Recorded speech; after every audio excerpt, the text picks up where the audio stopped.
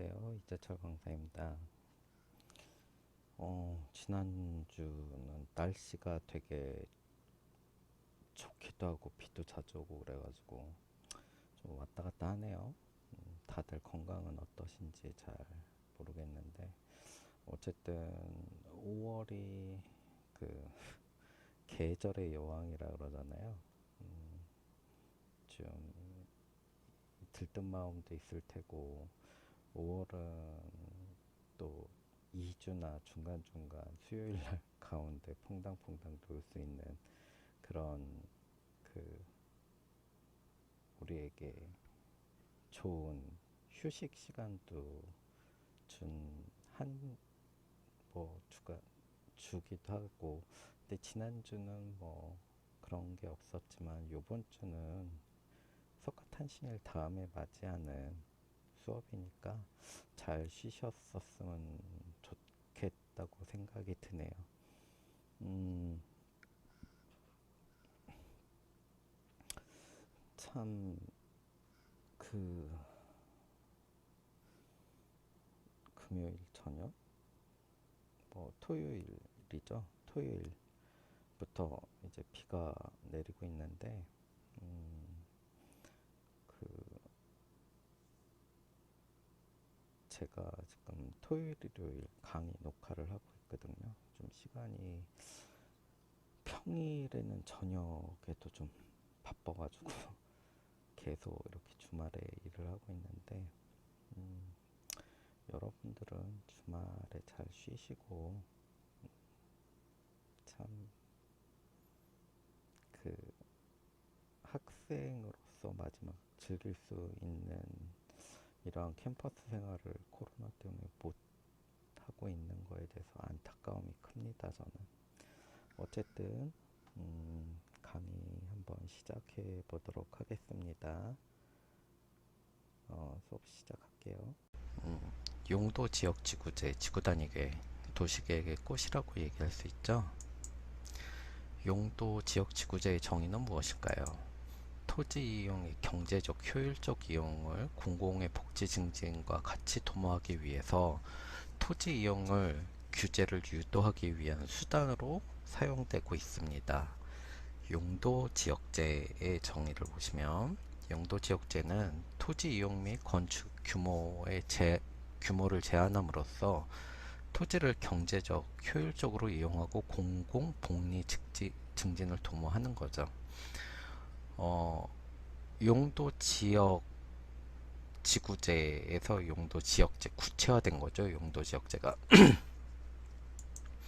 이거는 19세기 미국에서 발전한 건데요. 1998년 보스턴 광장 위주의 높은 건물의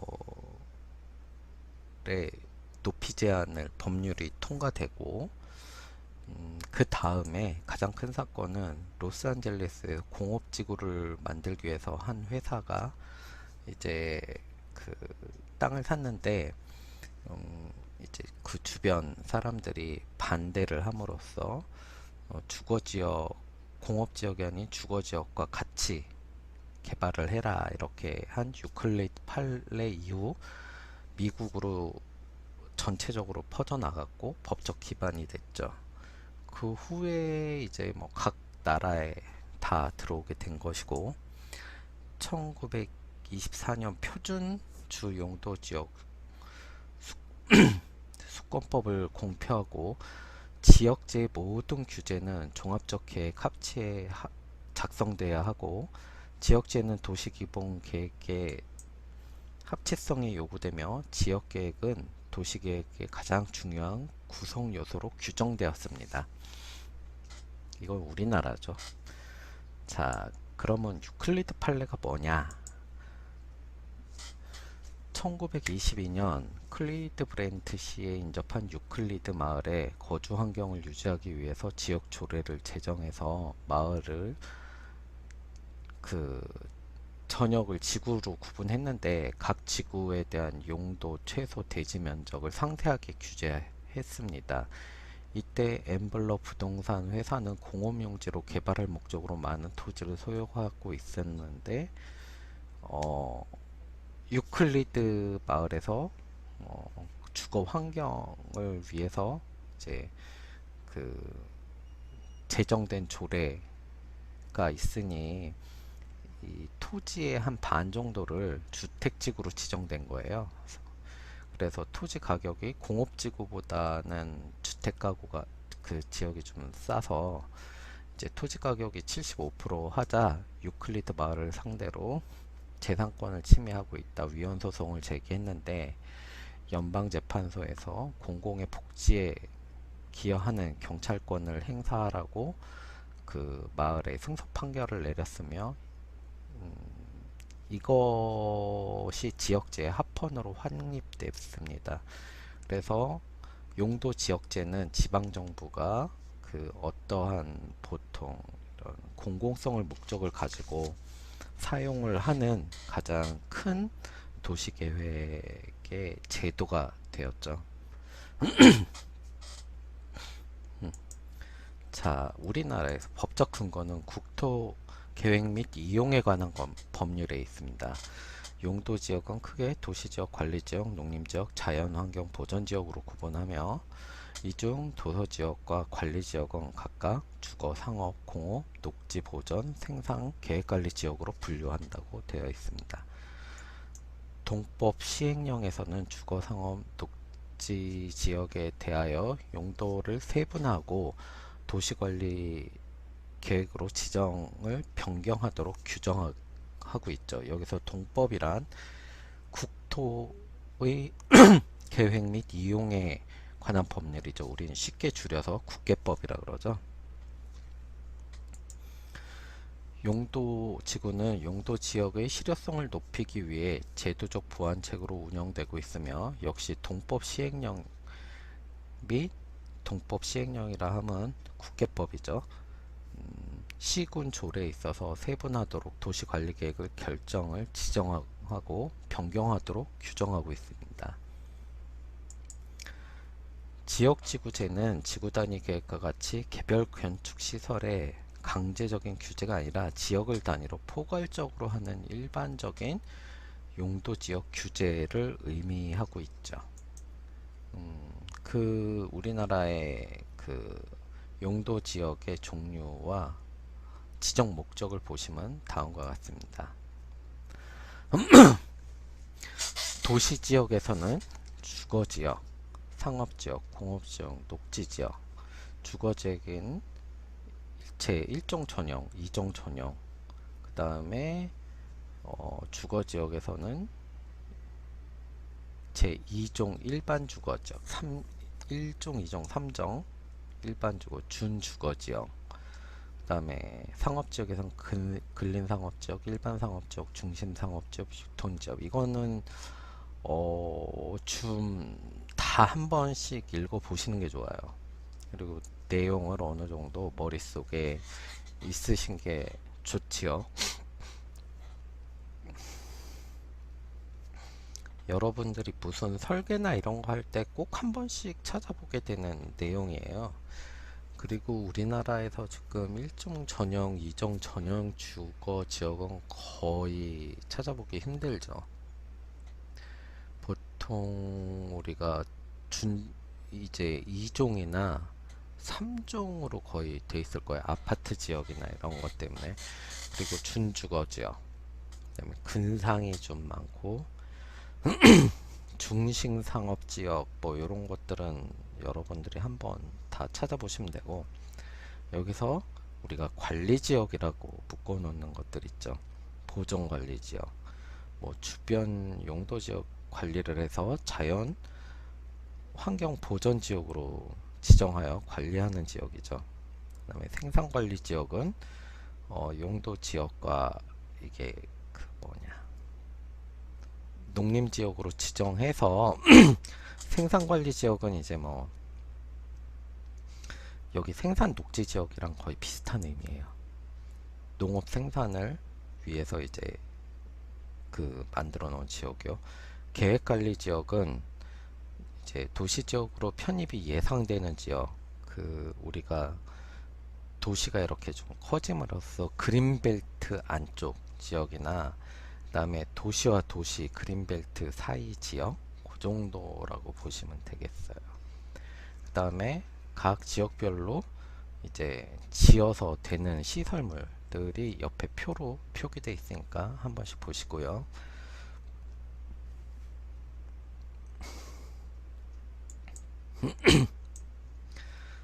용도 지역 지구제에서 이제 제일 중요한 건폐율과 용적률이 나오죠. 건폐율과 용적률은 다른 시간에 한번 제가 설명드린 적이 있으니까 한번 보시고 다시 한번 설명드리는 게 나을까요? 그러면 조금 더 다시 요 표를 한번 보시고 요 다음 넘어가는 데 있어서 한번 제가 다시 설명드리도록 할게요. 일정 전용 지역 50% 50% 이게 딱 봐도 적겠죠. 이제 뭐 우리가 보통 2종이냐 3종 뭐 요거 가지고 싸우는 게 아니라 준주거에서 중심 상업지역 뭐 일반 상업지역 요 선이 좀 많이 싸우고 있고, 그래서 1종 2종에서 3종 우리가 지난 시간에 보여드렸던 그러한 그 땅에 대한 계급이 여기서 생기는 거죠. 이게 땅에 대한 계급이 뭐 인간에 의해서 만들어진 거예요. 어쨌든 그래서 뭐 이러한 건폐율과 용적률로 우리가 관리를 하게 되고 있습니다. 자, 용도 지역 지구제에서 우리는 용도 지역별 건축물 형태 규모를 규제하는데요. 어떻게 규제를 하냐? 용적률과 건폐율과 대지 분할 제한, 건축물 높이 제한, 요 크게 네 가지를 가지고 규제를 하고 있습니다. 자, 건폐율, 대지 면적분의 건축 면적이죠. 바닥 편면적. 그래서 대지 면적이 100제곱미터인데 60제곱미터를 건축했다. 그럼 건폐율 60%죠. 근데 용적률은 자, 대지 면적분의 1, 2, 3층 총 건축 면적이죠. 여기서 지하는 제외. 그러니까 1층 보이는 면만 쭉 올라가는 면을 얘기하는 거예요. 그래서 보면 자, 대지 면적 100%인데 여기 1, 2, 3층을 올렸죠. 그러면 150%죠. 이게 만약에 아까처럼 60제곱미터가 3개 올라가면 몇 프로죠? 용적률이? 계산해 보세요. 180%죠. 60씩 3개니까.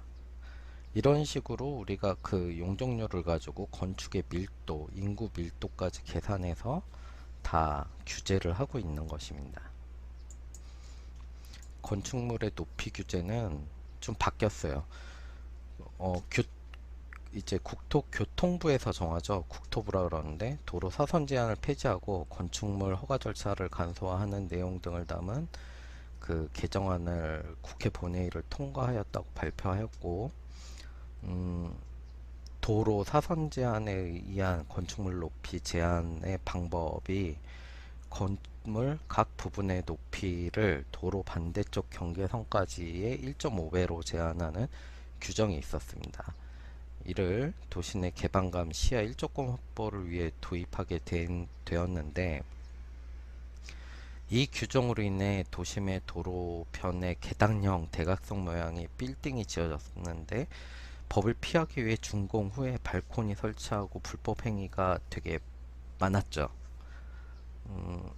나중에 그 보면서 이제 그림을 보면서 말씀드릴 건데, 그래서 최근 이제 건축 도시 경관에 관련된 다른 법령의 규제가 다양하게 도입되면서 사선 제한을 하지 않고 건축물의 개방감과 시야 확보 등 뭐 일괄적인 규제를 폐지해야 된다는 이제 주장이 되어 왔습니다.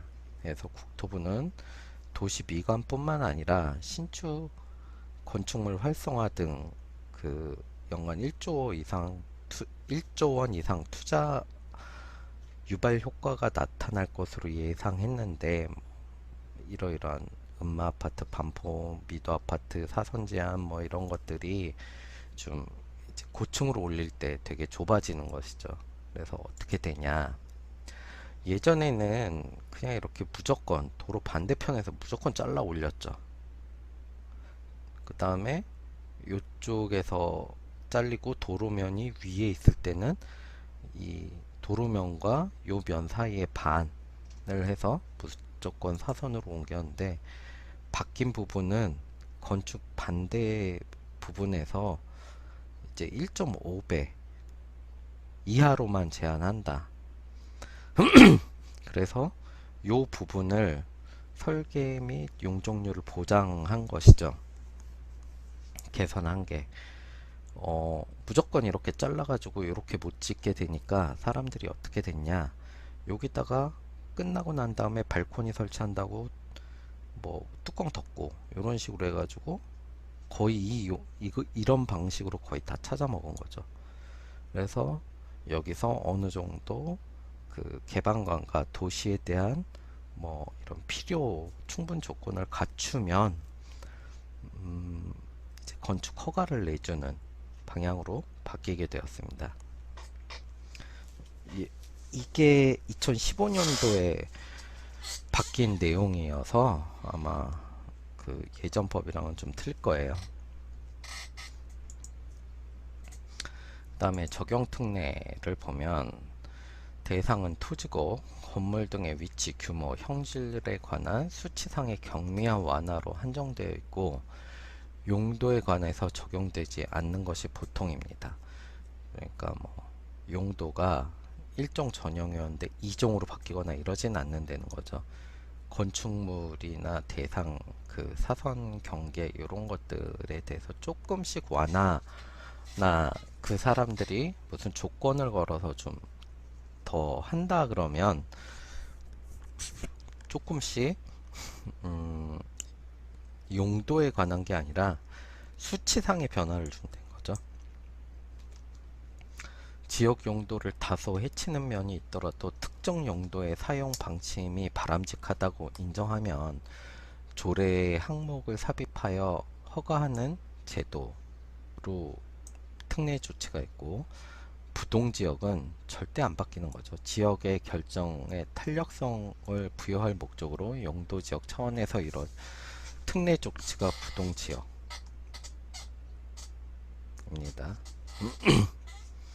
자, 혼합지역제.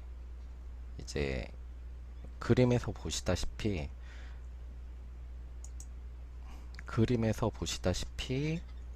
그 한 건물을 통으로 이 단지를 개발을 할 때 대단히 큰 단지죠. 그러면 이게 뭐 상업지역, 문화지역, 업무지역, 주거지역 이렇게 한 건물 안에 다 집어넣을 수 있는 그런 내용이죠. 뭐 그 저소득계층을 위한 주택 등의 일정 기능을 혼합하는 의무화하는 방식이고 이런 거를 함으로써 그 땅에 대해서 그 용도 지역을 규제하는 것이 아니라 이제 혼합지역제로 하면 건물이 올라가는 거에 대해서 이제 그 업무, 주거, 상업 뭐 요걸 몇 프로 몇 프로 몇 프로 이런 식으로 규제를 하는 것이죠. 유도지역제 배경은 민간 소유자들이 자신의 건축물 내 광장, 조경, 예술품 등 여러 사람에게 혜택을 주는 그 시설물을 설치한 경우 용적률 제한 등의 규제를 완화해주는 수법이죠. 전전 시간에 보시는 그 뉴욕의 각 건물에 보면 포켓 그 쉴 수 있는 공간들을 만들어서 제공하는 내용이 있었죠. 그러면 건축물의 뭐 높이의 제한을 좀 완화해 준다던가 이런 것들이 그전 수업 시간에서 영상으로 예를 본 적이 있으실 겁니다. 전통적 지역재해에 확보되지 않는 쾌적성, 뭐 광장이라던가 아케이트, 공개 공지, 보행 공간, 이제 기타 난방 시설이나 방제 시설, 비수익 시설이 제공됨으로써 기존 규제 조건을 완화하거나 특전을 부여함으로써 특정한 목적을 유도하고자 하는 것이죠. 일단 여기는 공공성이 담보되어야 되겠죠, 여러분. 뭐 그 공공성이 담보된 데는 조건 하에 뭐 이렇게 좀 모든 걸 나눠 놨는데, 여기 방제 시설은 여러분들이 좀 들어본 적이 없을 거예요. 근데 일본 같은 경우는 각 큰 건물별로 이제 그 아주 튼튼하게 내진 설계가 잘 되어 있는 부분들에다 방공호 같은 개념으로 지하의 일부 공간에 시민들 대피소를 만들어 놓고 거기다가 이제 비상용품 이런 것들을 다 구비해 놨죠. 이제 뭐 여러분들이 그 아케이드 광장 뭐 이런 것들은 좀 많이 들어봤는데, 방제 시설에 대해서 좀 의문이 가질 수 있는데, 그런 것들을 하면 우리가 좀 혜택을 더 줄 수 있는 것이죠. 장점으로는 지자체는 민간 개발업자를 통하여 녹지 광장 그 공익 시설을 확보할 수 있는 것이고, 그 생활 환경을 개선하여 질을 높일 수 있는 것이죠. 그 다음에 특성에 맞는 용도 개발을 유도할 수 있고, 민간업자는 지자체가 정하는 조례상의 밀도 완화와 용도 형태 규제의 완화를 얻을 수 있습니다. 단점으로는 지자체와 민간 개발업자 간의 보상 지역에 관한 정보 및 협의 과정이 투명하게 공개되지 않으면 정책 결정상의 뭐 이런 리베이트나 이런 것들로 인해서 민간 개발업자에 대한 규제, 특혜 시비에 휩싸일 우려가 있죠. 요 전 시간에 봤던 부산에 있는 경우죠. 해운대 개발에 관한 그 경우에서 보면 여러분들이 알 수 있을 것입니다. 그 인센티브 적용의 예를 보시면 그 청계천이죠. 지금 여기가 그 SK 본사 건물 옆쪽 이쪽으로 해서 쭉 나와 있는 건물들인데, 여기 지역을 개발을 했습니다. 여기 지역과 여기 지역을 개발을 했는데, 이 사람들이 어떻게 했냐, 요 뒤를 셋백을 해가지고 요만큼의 요 윗부분만큼의 그 저거를 만들었죠. 그 시민들이 다닐 수 있는 길, 공개공지 확보를 좀 했고, 그러니까 요 전체가 이제 요 길 쪽은 그렇게 해서 좀 넓혔고, 요 밑에 요 삼각형 부분 있죠. 요 삼각형 부분은 그 청계천 그 시민을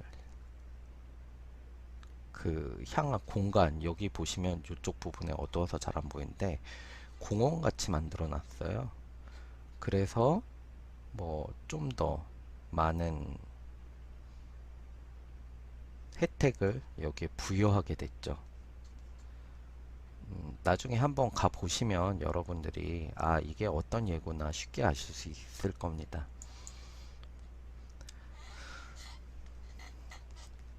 자, 성능지구 규제 특징을 보시면 용도에 따른 규제가 아니라 실제 토지 이용에서 발생하는 각종 결과를 기준으로 그 주변 영향에 대해서 따로 규정을 하는 것이죠. 소음이나 진동, 냄새, 매연, 항목 등에 대해 미리 설정을 이제 정해야 되는 것이죠. 그 다음에 산업공원 출연과 밀접한 관련이 있죠. 그 다음에 공원 규제를 용도 규제를 완전히 대신할 수 없는 지역이기 때문에 미국의 경우 대부분 지역 조례에서 성능 기준 공업 지역에 대하여 적용을 하고 있죠. 그, 각, 그, 이제 공업 지역이나 이런 데 보면 특화된 공업 지역들이 좀 있습니다. 보시면 그 반도체라던가 그 화학 공장, 그다음에 제철소 이런 식으로 좀 이런 발전소 이런 식의 내용들이 들어오면 제일 중요한 것이 그 진동은 둘째치고 냄새, 매연, 소음 이런 것들이 좀 많이 문제가 되죠. 그래서 그 공업지역, 일부 공업지역이 들어선 다음에 그 주변 마을에서 암 환자가 급증하고 이런 것들이 문제가 됐는데 그 경우 보면 바람의 방향이나 이런 것들이 거기서 배출하는 그 여러 가지 인간한테 안 좋은 이런 매연들이 영향을 미쳐서 그 암이나 이런 것들을 좀 높이고 있죠, 많이. 그래서 일부 어느 정도 자연적인 희석적인 효과가 있을 정도의 거리를 두어야 되는데 그런 것들을 예전에는 그냥 아무 생각 없이 우리가 그냥 만들었던 것이죠. 그래서 요즘에는 이런 규제를 통해서 좀 다시 한번 그 생각해보고 규제를 하고 있는 것입니다. 그 다음에 단위계획 규제. 일정 규모 이상의 단지 개발에 있어서 단지 전체 규제를 하는 것이 지역제와 같은 일반적인 규제를 적용하지 않고 단지 전체의 조화를 꾀하면서 밀도 규제 완화와 용도의 혼합 등 유연한 토지 이용 규제를 도입하는 것이죠. 예를 보시면 이제 획지 단위 이제 딱 규제를 하면 용도나 이런 것은 여기가 무슨 주거용지, 획일적인 개발은 주거용지 딱 정하면 주거만 하게 돼 있죠. 근데 요 전체를 딱 둘러가지고 요 전체를 하나의 단위로 개발을 하겠다, 지구로. 그러면 뭐 일반적인 지침, 뭐 여기는 뭐 컨벤션 센터와 뭐와 이런 것들을 두어서 좀 더 오픈적인 오픈 스페이스적인 뭐 그 시민들이 이용할 수 있는 공간과 뭐 이런 것을 두면 인센티브나 이런 것들을 용도 지구에 관여하지 않고 인센티브나 이런 것들을 해서 계획을 보고 주는 거죠. 그 다음에 개발권 양도제에 대해서 한번 배워보도록 하겠습니다.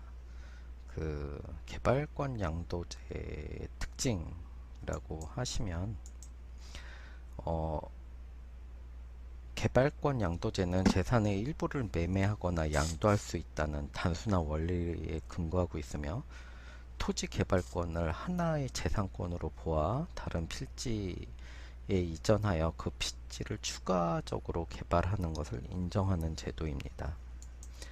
특정 지역의 개발을 해당 법규보다 강하게 제한할 필요성이 있을 때 제한에 따른 재산권 침해에 대한 보상으로 개발권이 법적 용적률과 현재 이용 용적률의 차이를 매매 양도할 수 있도록 허용해 주는 것이죠.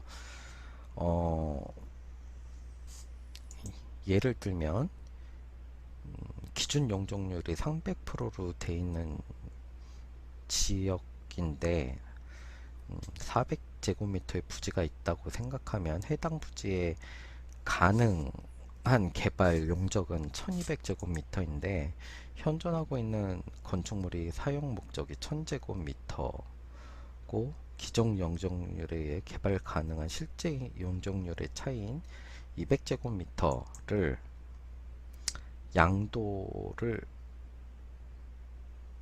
이제 가능한 개발권으로 보는 것이죠. 그 개발권 양도제는 주로 문화재 보호나 환경 보존으로 활용되는 방식으로 1970년대 초에 미국에서 고안되었으며 미국의 일부 도시에서 채용되고 있습니다. 재정 부담 없이 개인의 재산권을 보장할 수 있다는 점이 좋아서 독일, 영국, 프랑스 등 수많은 국가가 도입하고 있고요. 개발권 양도제를 적용하기 위해서는 개발권에 대한 법률적 정의, 이에 따른 새로운 등기제도 도입이 필요하며 구릉지와 같이 엄격한 규제가 적용되고 있는 지역의 개발권은 그렇지 않은 지역에 비해 근본적으로 저평가된다는 점, 대규모 개발이나 정비 사업에서는 적용하기 어렵다는 점 등이 문제가 있어 현실적으로 우리나라에는 아직 들어오지 않은 제도죠. 지구 단위 계획을 보도록 하겠습니다. 지구 단위 계획은 종전의 건축법에 의한 도시 설계, 도시계획법에 의한 상세계획 통합면에 생긴 제도로서 도시 내 일정 구역을 대상으로 인간과 자연이 공존하는 친환경적 도시 환경을 조성하고 지속 가능한 도시 개발 또는 도시 관리가 가능하도록 하기 부합한 세부적 계획으로 광역도시계획, 도시기본계획 등 상위계획과 관련 계획의 취지를 살려 토지이용 계획을 구체적으로 합리화하기 위해서 수립합니다. 좀 이따 요 다 설명드리고 나머지를 설명드릴게요. 지구단위 계획은 지구단위 계획이나 정비사업 구역 등의 대상으로 계획 수립 시점으로부터 10년 이내 기간 동안 나타낼 여건을 변화를 고려하여 해당 지구와 주변의 미래상을 상정하고 이를 구체적으로 표현하며 계획에서 시가지 지역 정비, 관리, 보존 또는 신시가지 개발 등 그 목표를 분명하게 정하고 목표에 따라 도시 기반 시설, 건축 기준을 제시하여 부분별 계획이나 상세 제도를 달리 정하게 됩니다. 도시관리 계획에 있어서 도시 전반의 행정구역에 대한 용도 지구등보다는 거시적인 토지 이용 계획, 기반 시설에 중심을 두며 건축 계획 등 특정 필지의 건축물을 입체적으로 시설 계획 중점을 두나 지구 단위 계획에서 도시의 일부 지역을 대상으로 토지 이용 계획과 건축 계획을 같이 고려하여 평면적인 토지 이용 계획에서 입체적인 건축 계획의 조화를 이루도록 하는데 중점을 두는 것이죠. 자, 예를 보시면 우리 도시계획에선 이렇게 평면적으로 토지 이용 계획을 합니다. 뭐 주거지역, 녹지지역, 뭐 이렇게 뭐 그 상업지역 뭐 이런 식으로 하고 거기에 따라서 이제 건축물 계획을 하죠. 건축법에 따라서 이런 식으로 계획을 합니다. 그러면 우리가 봤을 때 이게 이렇게 따로따로 건축물을 건축법에 의해서 규제를 하면 요 전체적인 그 지구에서 변화가 우리가 생각하지 않은 변화가 일어날 수 있어요.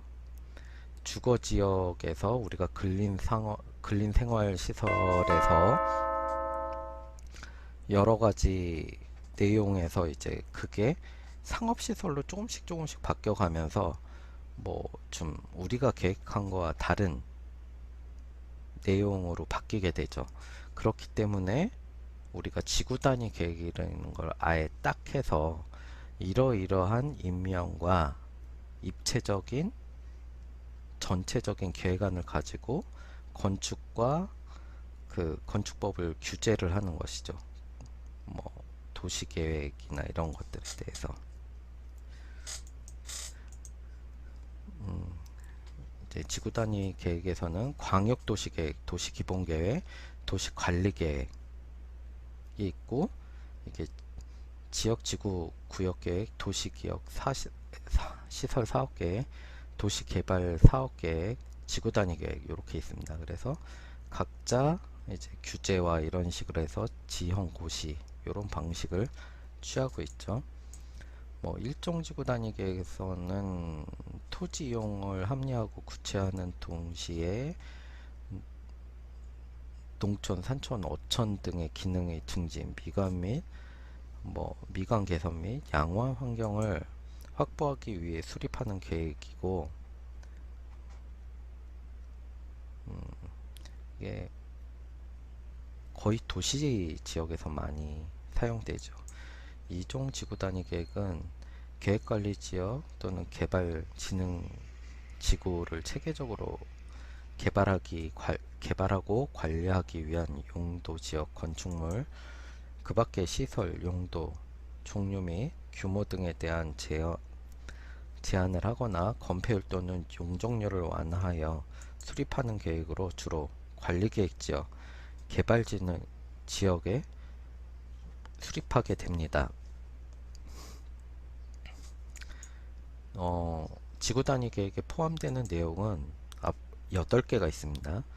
용도 지역, 지구, 요거는 국계법의 시행령에서 정하는 범위 안에서 세부 변경하는 내용이고, 국계법이죠. 똑같이 동법. 시행령에서 정하는 기반 시설과 규모 배치, 그 다음에 도로를 둘러싼 일단의 지역, 계획, 개발 정비를 위한 구획된 그 토지 규모와 조성 계획, 그 다음에 네 번째로는 건축물의 용도 제한, 건축물 건폐율, 용적률, 건축물의 높이, 한도를 제한하는 것이죠. 다섯 번째로는 건축물의 배치와 형태, 색채 또는 건축선에 관한 내용을 계획하는 것이고, 여섯 번째는 환경관리계획과 경관계획을 하는 것이고, 일곱 번째는 교통처리 계획을 하는 것이고, 여덟 번째는 그 밖의 토지 이용을 합리화, 도시, 농촌, 산촌, 어촌 등의 기능을 증진에 필요한 사항으로서 국계법 시행령에서 정하는 사항을 내용에 포함하도록 하고 있습니다. 요번 주에는 요것으로 이제 일단 요번 주 내용은 마치고요. 이 다음에 아마 영상이 한 2개 정도 올라갈 겁니다. 뒤에 있을 거예요. 그거 보시면 우리가 지금 개발 계획을 어떤 방식으로 해야 될지에 대한 내용에 대한 고민,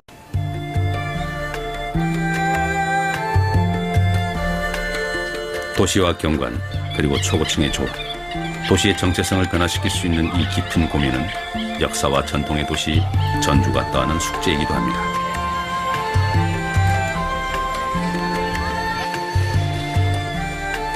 지금 전주에선 143층 높이의 타워 건립을 두고 찬반 의견이 팽팽히 대립하고 있습니다.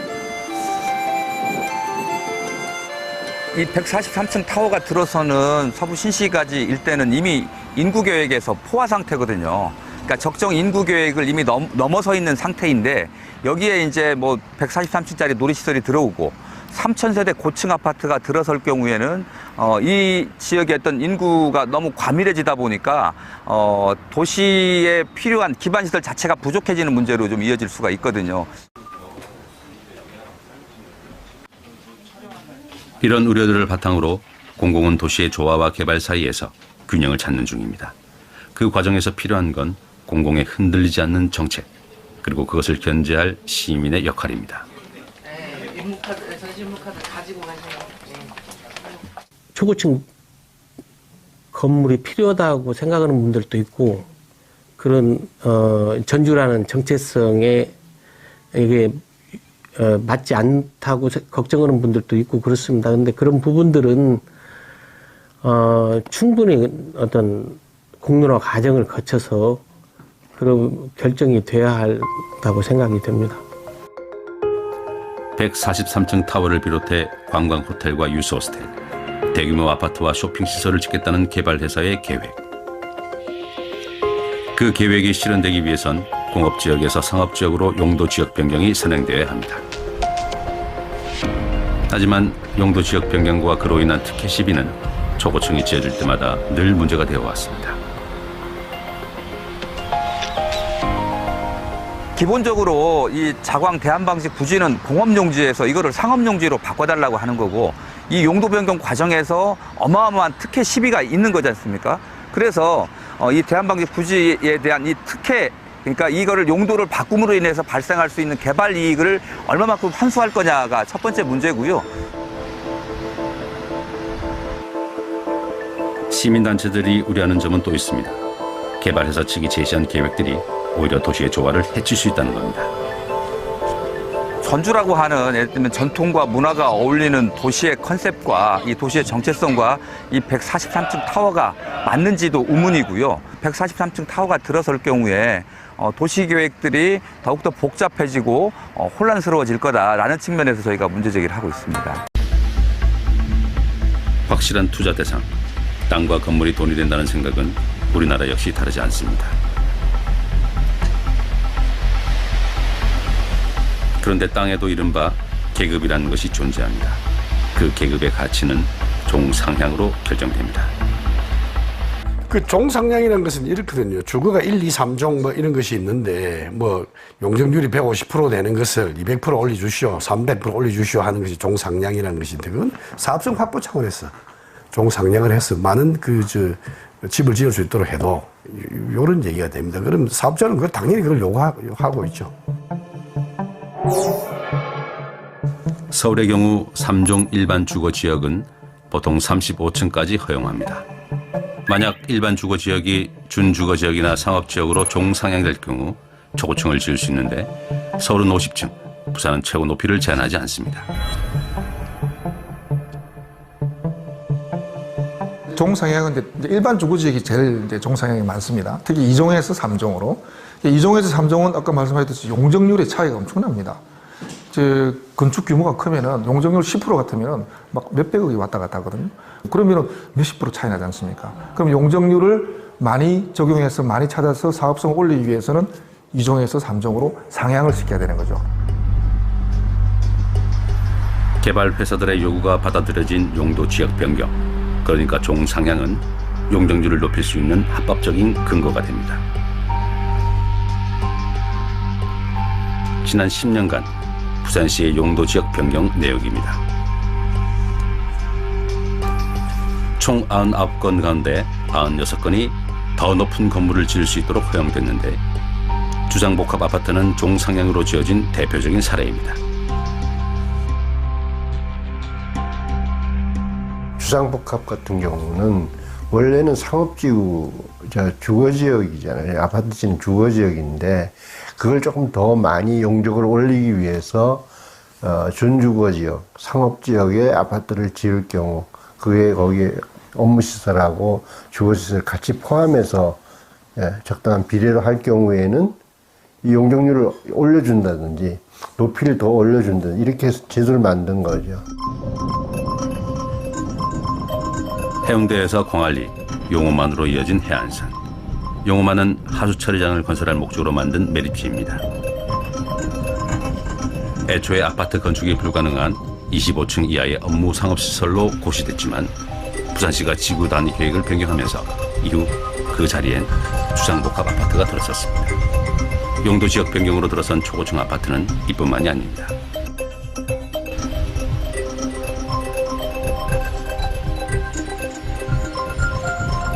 머린시티를 하나 예를 들어 볼게요.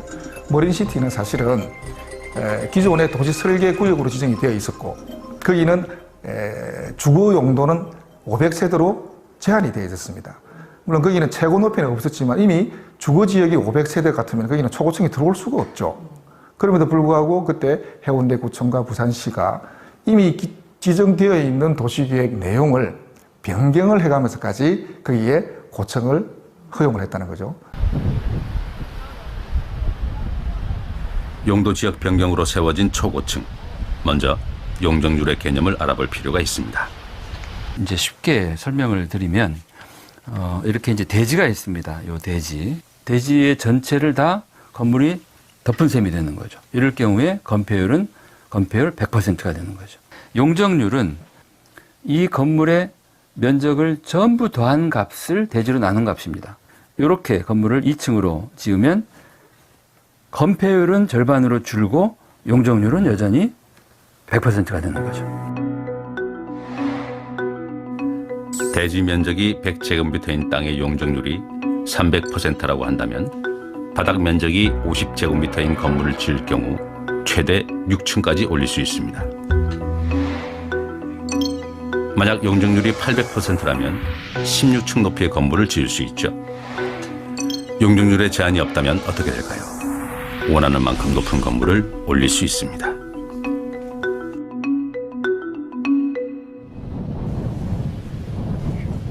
개발업체들이 용도 지역 변경과 용적률 상향을 한결같이 요구하는 이유는 종상향과 용적률이 건물의 높이를 결정짓기 때문입니다. 그리고 또 하나의 요구, 바로 주거시설입니다.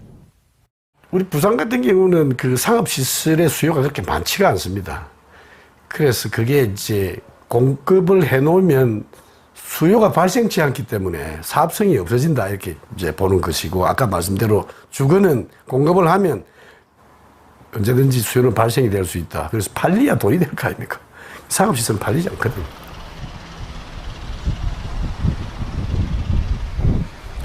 수요가 불확실한 상업시설에 비해 주거시설은 확실한 수요가 뒤따르는 보증수표. 개발회사들에게 주거시설은 더 많은 이익을 보장하는 불패의 아이템입니다. 가장 핵심에 사실 돈의 문제가 지금 작동한다고 보고 있고요.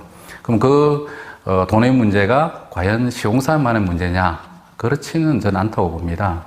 거기는 분명히 여러 요인들이 있겠지만 어떤 시공사의 경제적 추구를 행정이 규제하지 못하고 일정 부분 그걸 도와준 역할을 분명히 했었고요.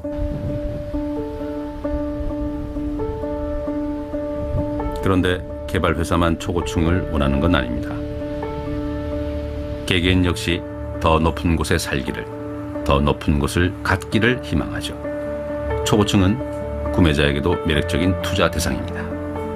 결국 이제 그 용적률에 의해서 건물의 볼륨이 결정되고, 그 볼륨은 결국 높이를 만드는 것이거든요. 그러면 대개 이제 주거지역에서 상업지로 갈수록 높아지는데, 그 상업지의 용적률이 높아지면서 이제 초고층화 되는 거잖아요. 그러면 초고층에 있는 분들이 결국에는 어떤 상위층을 형성하는 게 지금 상황이고요.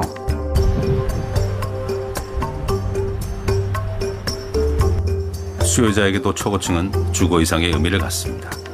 초고층이 제공하는 탁 트인 조망권처럼 특별한 가치를 부여받는 것이죠. 우리나라에서 세계에서 제일 높은 건물에 내가 산다. 우리 회사는 거기에 자리 잡고 있다. 이런 어떤 상징성. 그리고 지금은 이런 조망이 이제 곧 돈으로 이렇게 치환되기도 하죠. 뭐 한강변 아파트 중에 또는 해운대 아파트들 중에 바다가 보이거나 강이 보이는 그 경우와 그렇지 않은 경우에 가격이 달라질 수 있으니까. 아파트의 신분, 나아가 그곳에 사는 사람들의 신분을 결정하는 용적률 계급사회. 초고층은 현대사회의 신분을 결정합니다. 거기 사는 주민들은 더 높은 초고층을 원하죠. 그 이유는 당연히 돈입니다. 초고층을 지으면 조망권을 더 갖게 되고, 그것이 또 그 단지의 상징성을 갖게 되고, 그것이 그대로 돈으로 환산된다는 다분히 사적인 가치죠. 바다를 조망할 수 있는 곳은 높은 집값으로 이어집니다. 부산 수영구와 해운대구를 대상으로 2006년부터 9년간 법원 경매에 나온 아파트 가격을 비교 분석한 논문입니다. 건물이나 강, 그리고 산을 조망할 수 있는 곳에 비해 바다 조망권을 가진 곳이 상대적으로 높은 가격을 형성합니다. 특히 해운대의 경우 거래 가격이 높은 초고층일수록 긍정 효과가 뚜렷했는데요. 긍정 효과는 해안 주변 초고층 아파트의 바다 조망권에 대한 만족감으로 풀이됩니다. 도심의 과밀화, 그리고 도심 건물의 고층화가 진행되다 보니 기존 조망 요소를 이용하기가 어려워지는 거죠. 그래서 조망 가치가 희소해지는 이러한 현상을 가지게 되고, 따라서 점차적으로 이 어려운 조망 요소를 확보하기 위해서 고층화되는 그러한 선호 현상을 보일 수. 이걸로써 이번 주 강의는 마치도록 하겠습니다. 동영상 잘 보시고, 이게 저는 꼭 동영상을 보여드리는 이유가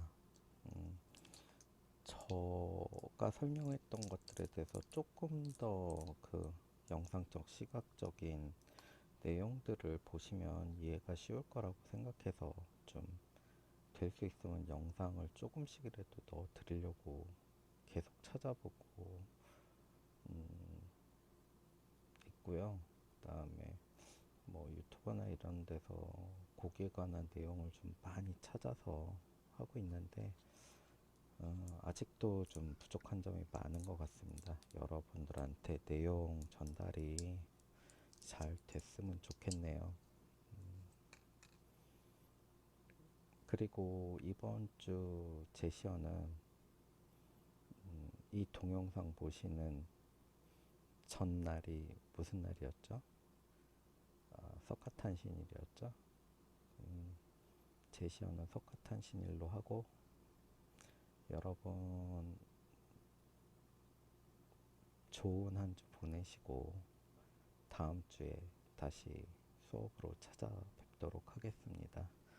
늘 건강하시고요. 제가 지난번 그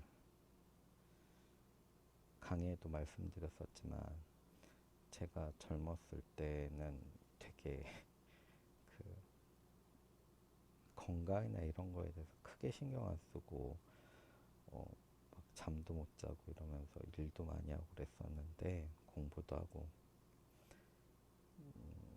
이제 저도 나이가 50이 되면서 그게 참 몸으로 와서 건강 때문에 많은 일을 못하게 되는 것들에 대해서 가끔 후회를 하게 됩니다. 여러분도 그러지 않도록 건강을 늘 유념해서 일을 하시거나 모든 거에 배분을 하셨으면 좋겠어요. 오늘도 수업 들어주셔서 감사하고요. 다음 주에 뵙도록 하겠습니다.